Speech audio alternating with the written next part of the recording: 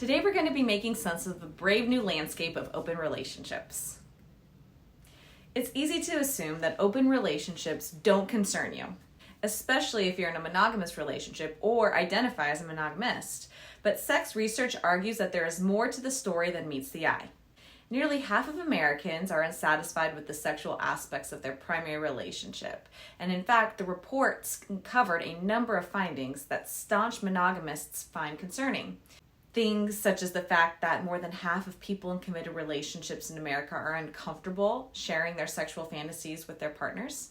That 2/3 of Americans report fantasizing about having sex with other people. And these fantasies include BDSM, non-monogamy, and multiple partner sex. And 1/3 of partnered Americans say that their ideal type of relationship is some sort of openness if they could be assured that it wouldn't harm their primary relationship. These results make it clear that non-monogamists aren't sexual outliers, but is the desire to be sexually active outside of your primary relationship immoral? Today we'll be unpacking polygamy.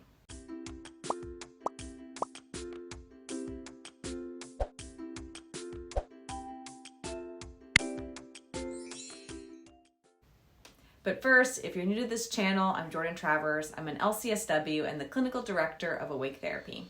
If you're interested in learning more about Awake Therapy, you can click on the link in the description. And if you're in need of psychological or emotional support, feel free to book an initial consultation with one of our therapists by visiting our website at www.awaketherapy.me. Okay, so let's get right into it. The first condition is a dilemma of primal urges. We can find the roots of monogamy in our innate desire for long-term security and the evolutionary urge to have children.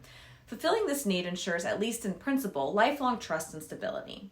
And while the need for security and companionship is present in every human being, there is another desire in all of us that can be at loggerheads with it. And this is the desire for novelty, exploration, and experience seeking. Non-monogamy is a manifestation of this desire.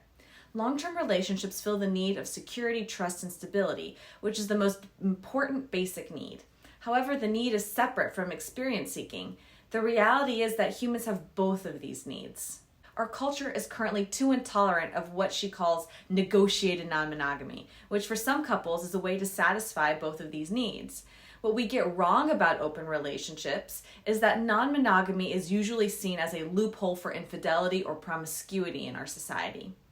However, non-monogamy is far more complex and meaningful than that for most people who practice it.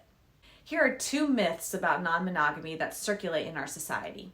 The first, people who open up their relationships have fallen out of love but do not want to dissolve their bond completely. This type of thought process is binary in nature, that if 2 people love each other, they will be monogamous, and introducing non-monogamy signals the death of their relationship. However, many people who practice non-monogamy are still in healthy long-term relationships with their primary partner. And second, a non-monogamous arrangement is essentially a free-for-all. Non-monogamy is based on principles of clear communication and boundaries. Both partners draw their individual lines as well as general rules for their relationship. This can include whether they want to listen to each other's non-monogamous encounters or not. Even after knowing this, trying out non-monogamy can be a challenge for people in committed relationships. If one is truly interested in testing out non-monogamy in the relationship, taking baby steps is the way to go. How can you dabble with non-monogamy? Many couples open up their relationship without damaging it or overwhelming themselves through her. Here are 3 pieces of advice for couples who want to dabble in non-monogamy. The first, talk about your sexual fantasies. The starting point for any couple should be to have an open and honest conversation about the things they desire sexually. Shame and secrets can chip away at the strongest of bonds. Go slow with non-monogamy. There are degrees of openness in any open relationship. In fact, you do not have to invite a third party into your relationship to enjoy non-monogamy. You can invite what I like to call the shadow of your third into your relationship through shared fantasies and trying out apps that specialize in non-monogamous connections. Put effort into your sex life. We need to invest energy into our sexual satisfaction. The risk of infidelity increases with time in any relationship. Having more conversations about sexual fantasies can help, and it's easier to maintain sexual desire than bring it back from the dead.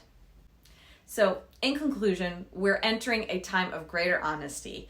It's just a matter of time before the facade of monogamy falls, but don't think of it as the end of long-term relationships. Thanks for watching. I hope you found today's content helpful. Make sure to subscribe to receive updates when a new video is posted. And remember, platforms like YouTube are an excellent resource for getting information out to others. However, it does not take the place of individualized psychotherapy. If you need mental health assistance, whether to talk through a current issue or to create a more prosperous and fulfilling life, you can book an initial consultation using the link in the description. I look forward to seeing you soon. Bye.